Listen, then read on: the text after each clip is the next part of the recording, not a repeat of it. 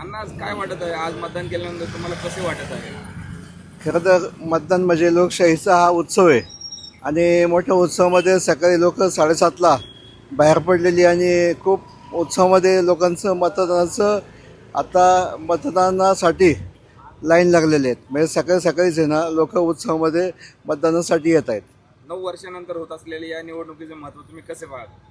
खरं तर निवडणुका ह्या कायम 5 वर्षांनीच व्हायला पाहिजेत, पण प्रशासन लागलं आणि निवडणुका जवळजवळ राज्यामध्ये लांबल्या आणि आपल्या पिंपरी चिंचवड महानगरपालिकेच्या निवडणुका ह्या 9 वर्षांनी होते. त्यामुळं लोकांमध्ये उत्साह आहे आणि अनेक इच्छुक लोक ज्यांना इलेक्शन लढवायचं आहे ही चांगल्या पद्धतीने या ठिकाणी आता मतदान करून घेत आहेत.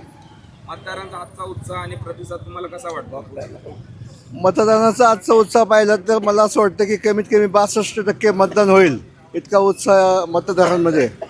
नागरिकांना मतदानावर तुम्ही काय आवाहन कराल?